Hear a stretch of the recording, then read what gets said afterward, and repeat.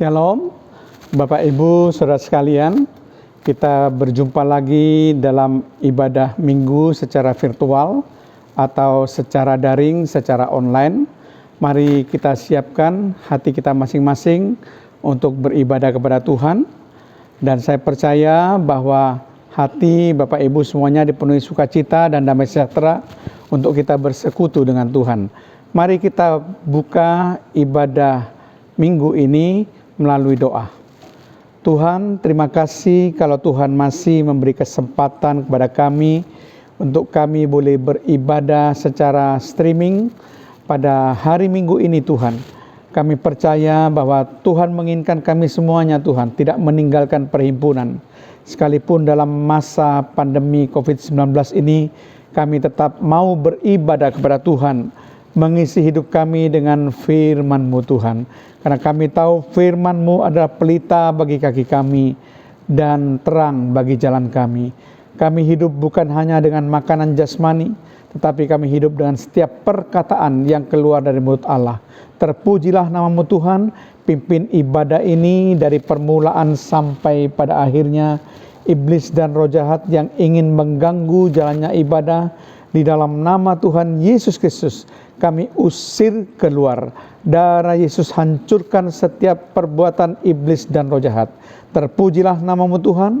Roh Kudus ambil alih tampuk pimpinan yang tertinggi, jamah setiap hati dan lawat setiap pribadi.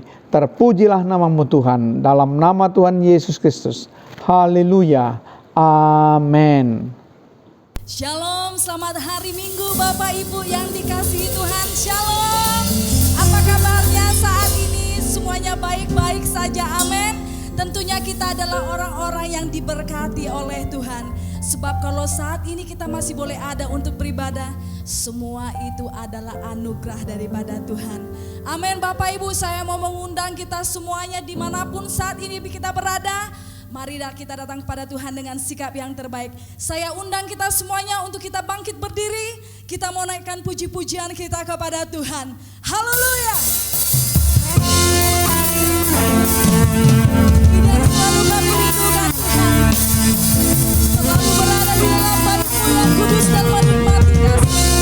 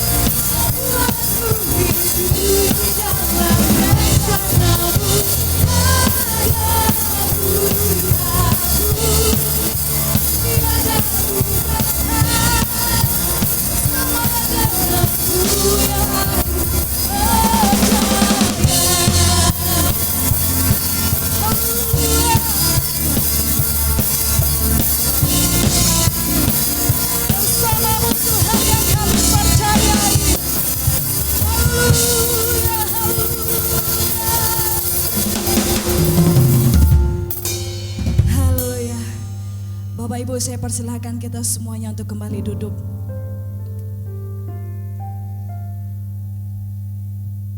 Berjalan bersama Tuhan yang kita percayai. Amin Bapak Ibu.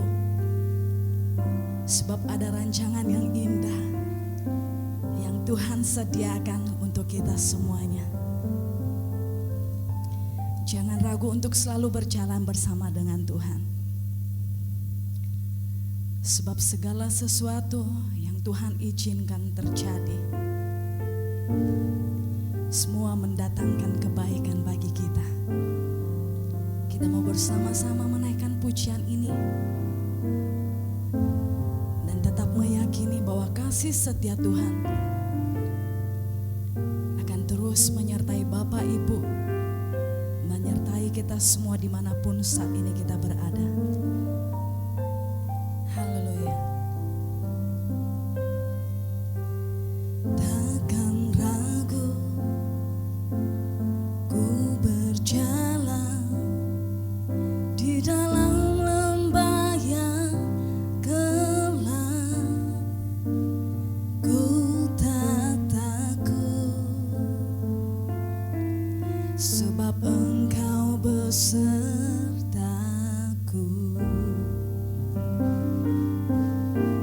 Segala yang Kau izinkan terjadi dalam hidupku, ku percaya mendatangkan kebaikan. Bapakku percaya rancangan-Mu indah. Bapakku percaya Kau turut bekerja dalam segala hal, mendatangkan kebaikan bagiku.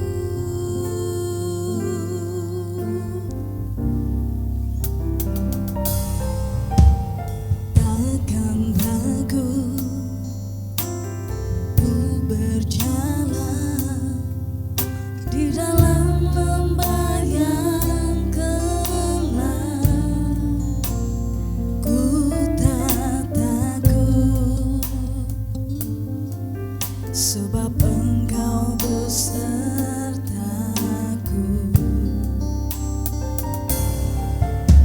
Segala yang Kau izinkan terjadi dalam hidupku,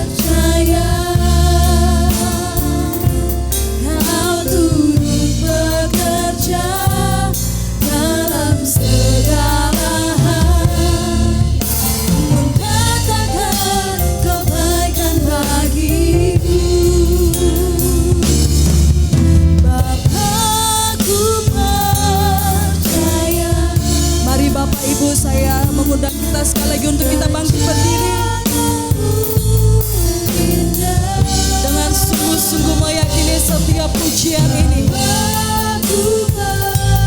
Percaya bahwa Allah turut bekerja untuk mendatangkan kebaikan bagi setiap mereka yang percaya dan yang mengasihi Yesus selama-lamanya. Haleluya. Kebaikan bagi dan sungguh-sungguh katakan, Bapa kami percaya padamu. Bapakku percaya.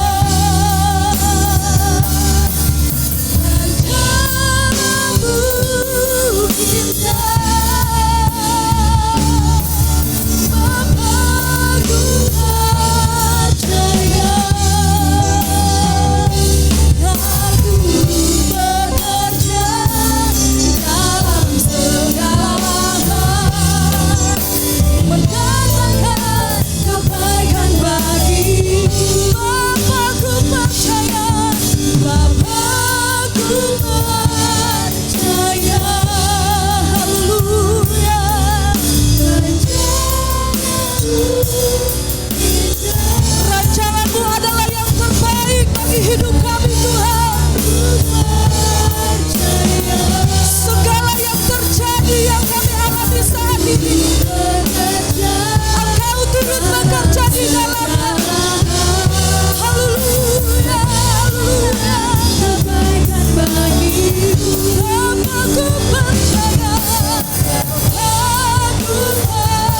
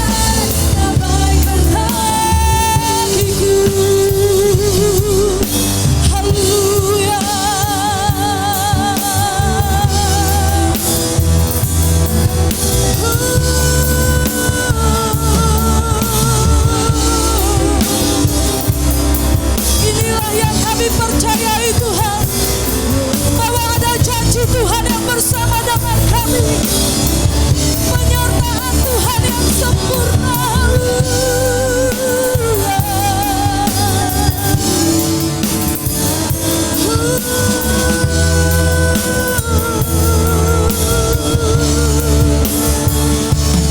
Berjalan bersamamu, berjalan bersamamu Tuhan. Haleluya, haleluya. Sebab ada Tuhan yang bersama kami. Sekalipun hidup tidak menentu, ada janji Tuhan yang menopang hidup kami. Haleluya.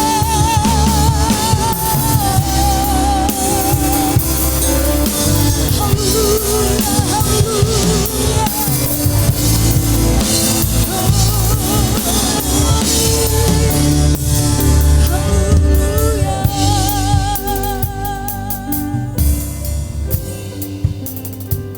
Mari Bapak Ibu, taruh tangan satu di dada dan tangan yang satu engkau angkat kepada Tuhan. Yakini pujian ini, imani pujian ini di dalam hati. Engkau yang percaya kepada Tuhan, engkau yang percaya kepada Dia, yang tidak pernah sedetik pun meninggalkan engkau. Naikkan pujian ini dengan penuh keyakinan dan dengan penuh iman. Terima kasih Tuhan. Haleluya. Haleluya. Bapakku percaya.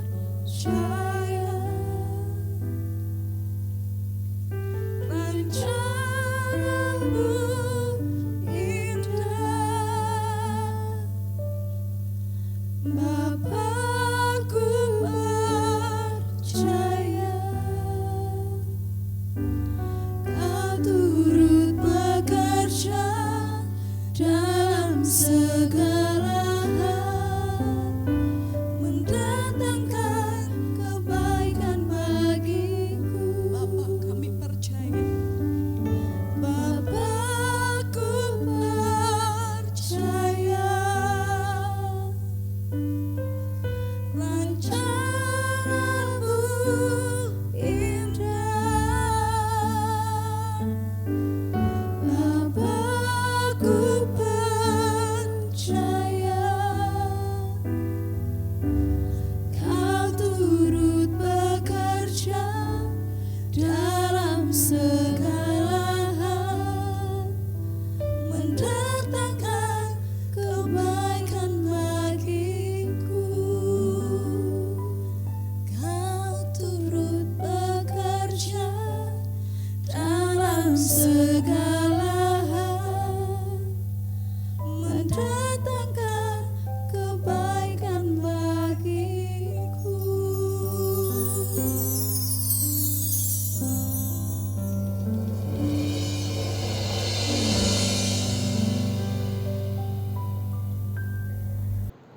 Kita sudah memuji dan memuliakan nama Tuhan. Tentu hati kita sudah siap untuk menerima taburan firman Tuhan. Nah, sebelum kita akan masuk ke dalam firman Tuhan, mari kita berdoa. Tuhan, terima kasih kami boleh memuji dan memuliakan nama-Mu, sebab kami tahu bahwa Tuhan Yesus Kristus layak menerima kuasa, kekuatan, kekayaan, kemuliaan, hikmat, hormat, dan puji-pujian. Sebab Engkaulah Raja di atas segala Raja, Engkaulah Allah di atas segala Allah, Engkaulah Tuhan di atas segala Tuhan, bahkan Kau adalah tabib di atas segala tabib. Tuhan, kami percaya Roh Kudus akan mengubah hidup kami melalui kuasa dari firman Tuhan.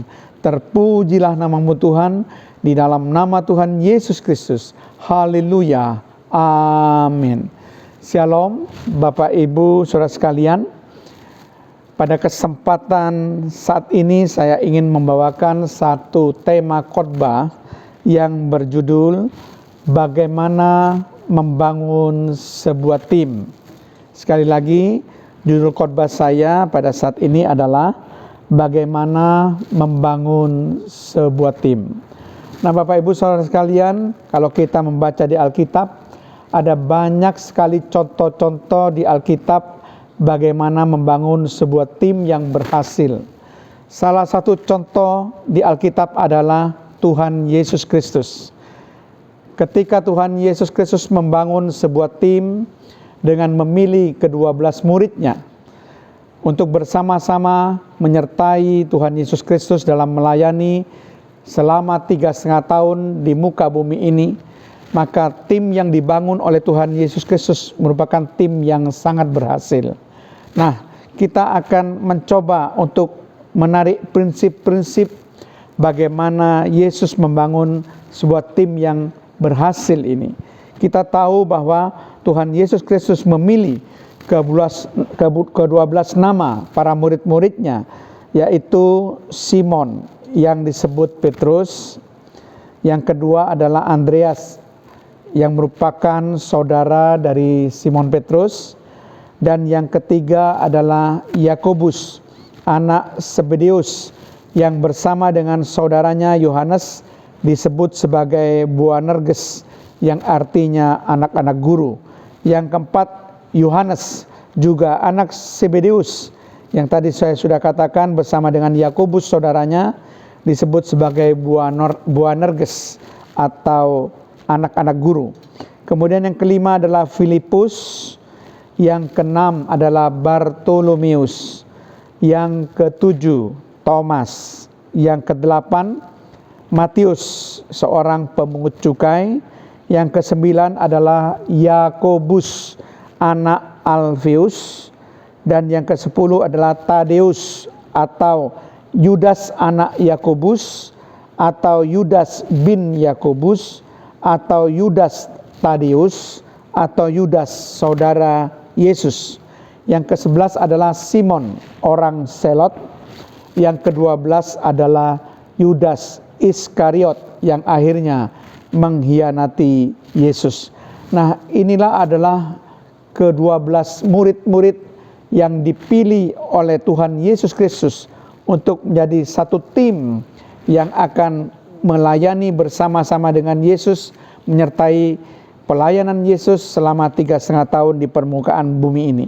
Ternyata ketika Yesus membentuk atau membangun tim dengan ke-12 muridnya, Yesus menggunakan metode dan prinsip-prinsip tertentu sehingga membuat pelayanannya itu bisa menjadi pelayanan yang berhasil, dan para murid-muridnya bisa melanjutkan pelayanannya meskipun Yesus sudah naik ke surga.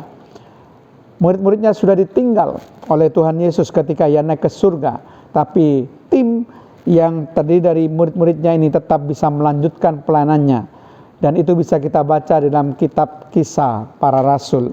Nah, kita akan menyelidiki Bapak Ibu Saudara sekalian, kira-kira bagaimana prinsipnya Yesus ini membangun sebuah tim ini sehingga menjadi suatu tim yang berhasil. Ada banyak sebetulnya buku-buku yang membahas tentang ke-12 murid ini yang betul-betul menjadi murid Yesus yang dibina, ditempa oleh Yesus sehingga menjadi tim yang berhasil. Salah satunya saudara bisa baca buku yang berjudul The Training of the 12, karangan dari A.B. Bruce. Itu adalah buku yang sangat baik yang menggambarkan tentang ke-12 murid Yesus yang sungguh-sungguh bisa menjadi tim yang berhasil meneruskan untuk tugas-tugas Yesus ketika Tuhan Yesus harus kembali ke surga. Nah, kita akan selidiki Bapak Ibu sekalian prinsip-prinsip Tuhan Yesus membangun sebuah tim yang berhasil. Yang pertama, Yesus menggunakan personal approach, artinya pendekatan secara pribadi. Jadi itu adalah cara Yesus ketika dia memilih para murid-muridnya. Yesus menggunakan pendekatan pribadi. Artinya Yesus tidak menggunakan perantara. Yesus langsung mengajak calon murid itu untuk mengikutinya. Jadi tidak perlu ada orang kedua yang disuruh Yesus supaya para murid-muridnya mau mengikuti Yesus. Tidak. Dia sendiri yang datang secara pribadi dengan pendekatan pribadi kepada calon murid-muridnya, dan dia sendiri yang langsung berbicara kepada murid-muridnya. Misalnya saja di dalam Yohanes 1 ayat 43, kalau kita baca di situ bagaimana Yesus secara pribadi dia mendekati Filipus dan dia berkata, "Ikutlah aku." Jadi pendekatan pribadi yang dipakai oleh Yesus ini merupakan salah satu cara dia membangun sebuah tim yang berhasil. Jadi Filipus diajak dengan pendekatan pribadi oleh Yesus. Yesus langsung berbicara secara pribadi kepada Filipus dengan mengatakan, "Ikutlah aku." Itu dapat Bapak Ibu baca di dalam Yohanes 1 ayat 43, dan ternyata Filipus pun mau menjadi murid Yesus dan mau mengikuti Yesus. Dan kalau Bapak Ibu perhatikan lagi di dalam Matius 4 ayat 19, di situ kembali Yesus menggunakan personal approach, pendekatan pribadi kepada Simon dan Andreas. Ya, jadi pendekatan pribadi ini selalu dipakai oleh Yesus ketika dia mengajak calon murid-muridnya untuk mengikuti dia. Dalam Matius 4 ayat 19, dengan pendekatan pribadi yang sama seperti Filipus, Yesus mengatakan kepada Simon dan Andreas, "Mari ikutlah aku."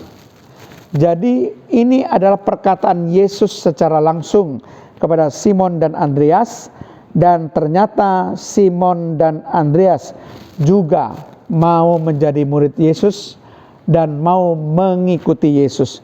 Hal yang sama juga dilakukan oleh Yesus terhadap Yakobus dan Yohanes. Itu dapat dibaca di dalam Matius 4 ayat yang ke-22. Matius 4 ayat 22, Di situ juga sama. Yesus menggunakan pendekatan pribadi untuk merekrut Yakobus dan Yohanes, calon murid-muridnya, untuk mengikuti dia. Jadi personal approach, pendekatan pribadi itu penting Bapak Ibu. Karena dengan demikian orang bisa melihat bagaimana kepedulian daripada Yesus ketika dia merekrut murid-muridnya, perhatian Yesus ketika dia merekrut murid-muridnya, dan Yesus juga bisa melihat bagaimana sikap tanggapan atau respon dari orang-orang yang ingin direkrut oleh Yesus. Itu adalah suatu cara yang sangat bijaksana ketika kita membangun sebuah tim, kita melakukan pendekatan secara pribadi. Kita tidak menggunakan orang kedua atau perantara untuk merekrut sebuah tim yang kita bangun. Jadi Bapak Ibu sekalian, saya tidak tahu bagaimana Bapak Ibu mungkin perlu membangun sebuah tim di dalam perusahaan Bapak Ibu, mungkin juga dalam pelayanan Bapak Ibu semuanya. Tentu ada cara-cara, ada prinsip-prinsip yang harus Bapak Ibu lakukan supaya terbentuk tim yang sukses, tim yang berhasil. Di antaranya adalah melakukan pendekatan pribadi. Itu cara yang pertama Bapak Ibu. Dan kita akan melihat cara yang kedua. Ternyata Yesus sangat selektif dalam memilih calon-calon muridnya untuk dijadikan timnya. Jadi sangat selektif, tidak sembarangan. Kata selektif atau betul-betul dipikirkan, tidak sembarangan, orang-orang langsung ditarik begitu saja. Tidak Bapak Ibu. Jadi kalau kita melihat bagaimana Yesus memilih calon murid-muridnya untuk dijadikan tim pelayanannya, ternyata memang Yesus itu adalah sangat selektif sekali. Dia memilih, dia memang adalah Allah yang Maha Tahu. Dia mengerti siapa murid-muridnya yang akan dia pilih. Ketika dia memilih calon murid-muridnya, misalnya saja ketika dia memilih Andreas, misalnya ketika dia memberi Andreas, Bapak Ibu bisa membaca dalam Yohanes pasal yang pertama, Andreas ternyata memuji kemuliaan Yesus Kristus. Jadi kalau saudara perhatikan di Yohanes pasal pertama, Andreas memuji kemuliaan Yesus Kristus ketika dia mendengar Yohanes Pembaptis mengatakan bahwa Yesus adalah anak domba Allah. Jadi Andreas betul-betul mengakui bahwa Yesus itulah anak domba Allah. Dan itu sebabnya maka Yesus memilih Andreas. Ketika Bapak Ibu membaca juga dalam Injil Yohanes 1 ayat 38, di situ dikatakan Andreas membawa Simon saudaranya kepada Yesus. Dan ternyata Simon pun tahu bahwa Yesus adalah Mesias. Dalam Yohanes 1:42.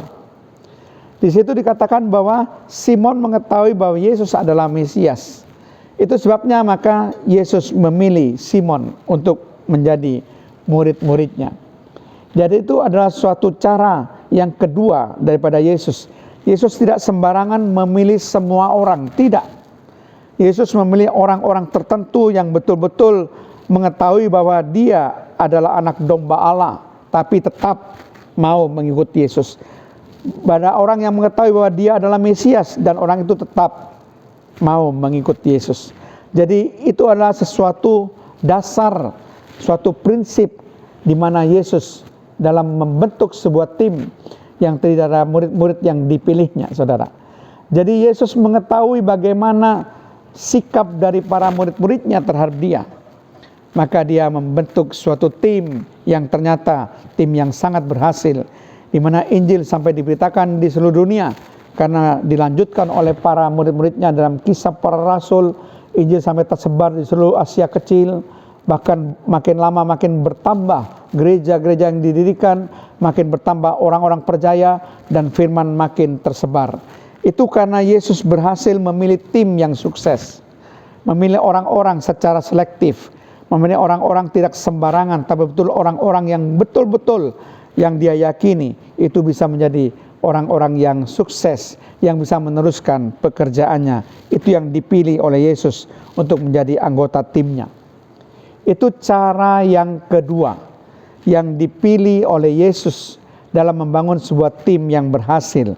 Nah, Bapak Ibu sekalian, coba kita akan melihat bagaimana cara Yesus yang ketiga di dalam memilih tim yang terdiri dari murid-muridnya. Ternyata Yesus itu memilih orang-orang dari berbagai macam latar belakang. Bukan terdiri dari satu macam latar belakang, tetapi berbagai macam latar belakang. Kalau Bapak Ibu perhatikan, di antara para murid-murid yang dipilih oleh Yesus, ada yang bernama Simon, orang Selot, yang membenci orang Romawi yang menguasai Palestina. Juga ada Matius, pemungut cukai, yang bekerja bagi penguasa orang Romawi. Ada juga nelayan, penjala ikan, dan berbagai macam kepribadian yang lain yang Bapak Ibu perhatikan dari murid-murid Yesus. Jadi Bapak Ibu sekalian, bukan dari satu macam latar belakang yang dipilih oleh Yesus, tapi dari berbagai macam latar belakang murid-murid yang dipilih oleh Yesus. Itu merupakan suatu hal yang sangat efektif Bapak Ibu. Sehingga paling tidak orang-orang yang berbagai macam latar belakang itu bisa menembus berbagai macam lapisan, ya, dengan latar belakang yang berbeda-beda. Itulah cara Yesus dalam memilih para murid-muridnya, yaitu dia memilih berbagai macam orang dari berbagai macam latar belakang. Nah, kemudian Bapak Ibu perhatikan baik-baik. Yang keempat, bagaimana cara Yesus membangun sebuah tim yang berhasil, yaitu Yesus menarik para murid-muridnya dan mengajar murid-muridnya dengan cara learning by doing. Belajar sambil bekerja. Artinya Bapak Ibu, Yesus mengajak para murid-muridnya secara langsung untuk menyertai dia di dalam pelayanannya. Murid-muridnya dapat belajar ketika dia melayani, melihat secara langsung apa yang dia lakukan, menjadi saksi mata atas setiap pekerjaan yang dia lakukan. Kalau kita perhatikan Lukas pasal yang pertama, ayat yang pertama sampai 4, dikatakan demikian. Theophilus yang mulia, banyak orang telah berusaha menyusun suatu berita tentang peristiwa-peristiwa yang telah terjadi di antara kita, seperti yang disampaikan kepada kita oleh mereka. Perhatikan, yang dari semula adalah saksi mata dan pelayan firman. Perhatikan, yang dari semula adalah saksi mata dan pelayan firman. Karena itu setelah aku menyelidiki segala peristiwa itu dengan seksama dari asal mulanya, aku mengambil keputusan untuk membukukannya dengan teratur bagimu, supaya engkau dapat mengetahui bahwa segala sesuatu yang diajarkan kepadamu sungguh benar. Jadi ternyata di sini Yesus melatih murid-muridnya dengan sistem learning by doing. Jadi muridnya menyertai dia, melihat secara langsung apa yang dia lakukan selama pelayanannya. Murid-muridnya bisa belajar dari cara-cara Yesus dalam melayani. Karena dikatakan di sini murid-muridnya adalah saksi mata dari semua apa yang dilakukan oleh Yesus. Dan muridnya juga menjadi pelayan firman, karena Yesus mengutus para muridnya untuk juga memberitakan firman. Itu cara Yesus bagaimana dia melatih para murid-muridnya ini, ya, dengan cara learning by doing. Jadi belajar sambil bekerja. Artinya ketika dia mendampingi Yesus, para murid-muridnya bisa belajar di situ, saudara ya. Itu adalah cara yang keempat yang Yesus pakai di dalam membangun suatu tim yang berhasil. Kemudian perhatikan cara yang kelima. Ini suatu cara yang tentu harus juga kita lakukan, di mana Yesus berdoa terlebih dahulu kepada Bapa sebelum dia mengambil keputusan memilih murid-muridnya. Kita pun juga sama, sebelum kita membentuk suatu tim, tentu kita berdoa dulu kepada Tuhan, meminta hikmat, meminta petunjuk Tuhan, supaya kita tidak salah dalam memilih, Bapak Ibu sekalian. Yesus juga melakukan hal yang sama. Yesus bergumul dalam doa sepanjang malam sebelum memilih para murid-muridnya. Bapak Ibu bisa melihat di dalam Lukas pasal 6 ayat 12 sampai 13. Di situ dikatakan betul-betul Yesus berdoa dan bergumul sepanjang malam sebelum ia menetapkan dan memilih para murid-muridnya. Jadi Bapak Ibu sekalian, Yesus menyerahkan segala sesuatunya kepada Bapa di surga supaya betul-betul pilihan Yesus ini senantiasa pilihan yang terbaik. Yesus tidak mau asal mengambil orang sebagai muridnya begitu saja. Tentu ada kesepakatan antara Yesus dengan Bapanya di surga untuk bisa memutuskan calon-calon anggota tim yang bisa dia rekrut supaya menjadi tim yang berhasil, Bapak Ibu. Jadi apakah Bapak Ibu sekalian juga melakukan hal yang sama? Kita berdoa kepada Tuhan sebelum memilih siapa yang akan kita rekrut menjadi anggota tim kita. Ingat Bapak Ibu, doa adalah kekuatan rohani yang sangat dahsyat. Ketika kita meminta petunjuk Tuhan, meminta hikmat dan bimbingan Tuhan di dalam memilih tim, maka saya percaya bahwa tim yang Bapak Ibu pilih merupakan tim yang baik, yang akan berhasil. Kalau kita mau bertanya kepada Tuhan, minta pimpinan Tuhan dalam memilih anggota tim kita. Itu adalah cara yang kelima. Nah, kita akan melihat bagaimana cara yang keenam membangun sebuah tim menurut Yesus. Ternyata Yesus memilih orang-orang yang memiliki daya juang yang tinggi. Itu cara yang keenam. Yesus tahu siapa orang itu satu persatu, dan dia memilih orang-orang yang memiliki daya juang yang tinggi. Maksudnya adalah Yesus memilih orang-orang yang ulet, orang-orang yang mau bekerja keras, dan orang-orang yang wataknya bisa dibentuk. Jadi Yesus memilih orang-orang tidak sembarang orang, tapi memilih orang-orang yang punya daya juang yang tinggi, yang tidak mudah menyerah, yang ulet dan mau bekerja keras, Bapak Ibu. Nah, ketika Yesus memilih mereka di antara orang-orang yang kasar dan orang-orang desa yang berasal dari daerah Galilea, Yesus bukan sembarang saja memilih, karena Yesus mengetahui betul mereka adalah orang-orang yang ulet, yang tahan banting, orang-orang yang bekerja keras. Dan memang kita tahu orang-orang tipe inilah yang bisa bertahan dalam pelayanan bersama dengan Yesus. Orang-orang yang bersedia berjalan sepanjang hidup pelayanannya meskipun tidak ada fasilitas kemewahan. Orang-orang yang mau mendapatkan banyak cacian maupun makian orang demi mengemban tugas-tugas yang Yesus berikan. Dan yang tidak kalah pentingnya adalah mereka mau menerima Yesus dan segala ajarannya secara total. Percaya betul kepada Yesus dan menerima ajarannya dengan segala ketulusan, kepolosan, dan kesungguhan hati. Jadi orang-orang seperti inilah yang dibutuhkan dalam sebuah tim. Ya, orang-orang yang memiliki daya juang yang tinggi, yang tidak mudah menyerah, Bapak Ibu.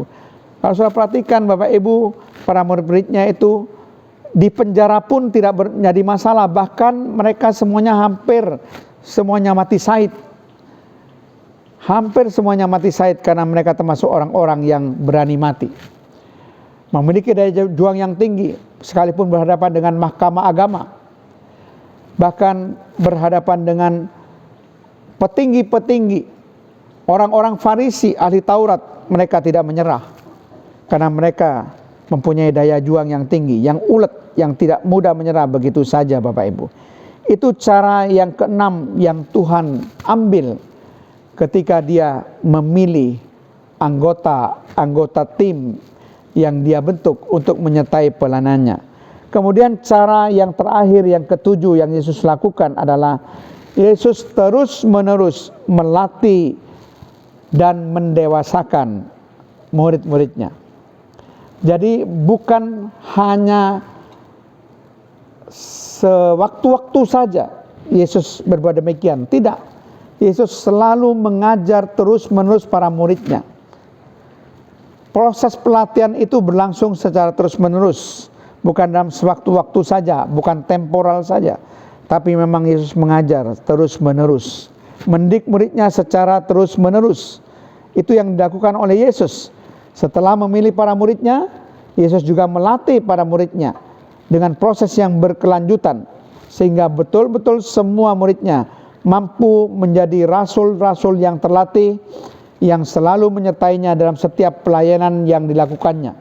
Dalam menghadapi setiap tantangan apapun, para murid-muridnya sudah terlatih dengan latihan dan pembinaan yang Yesus lakukan.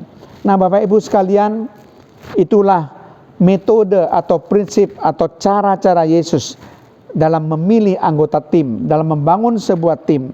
Yang pertama, Yesus menggunakan personal approach, pendekatan pribadi, tidak menggunakan perantara ketika Yesus memilih para murid-muridnya.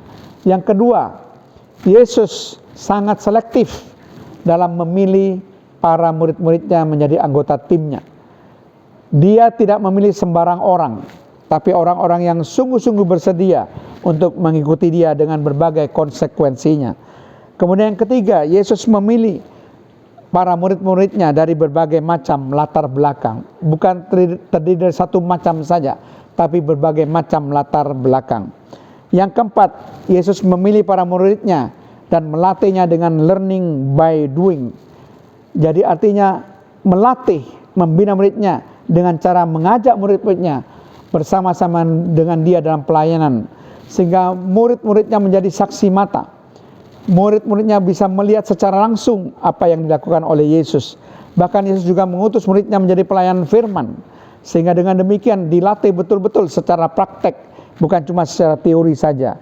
Kemudian yang kelima, Yesus berdoa terlebih dahulu kepada Bapa sebelum dia memilih murid-muridnya menjadi anggota timnya.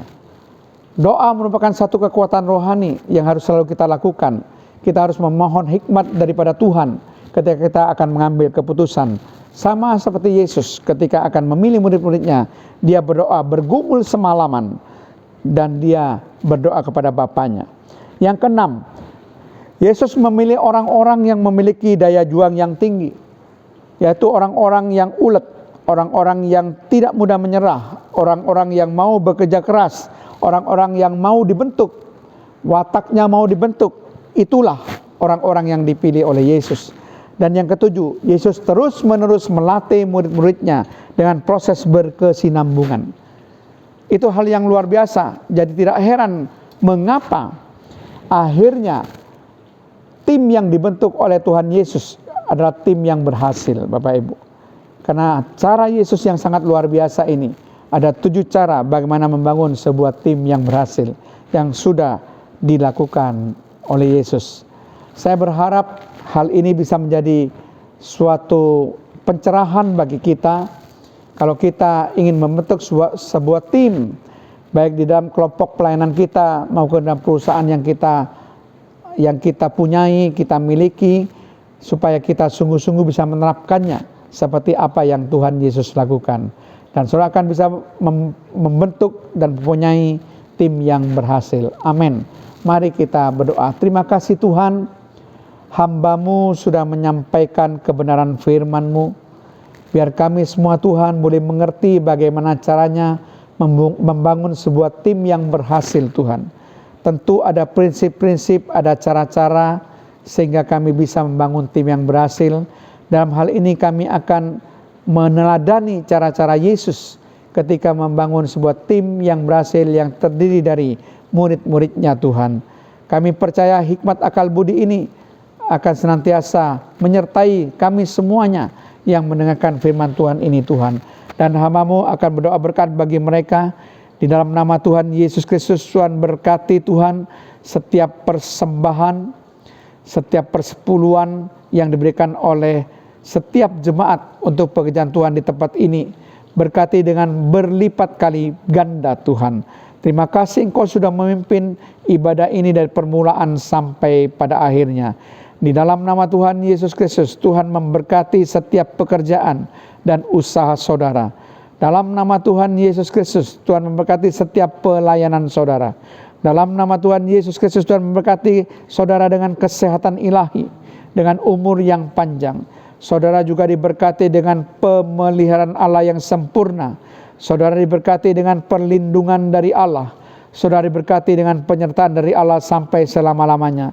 Saudara dirancangkan suatu masa depan yang penuh harapan, masa depan yang sungguh-sungguh ada. Terpujilah namamu Tuhan. Setiap perjalanan hidup saudara dihiasi oleh keberhasilan dan keberuntungan.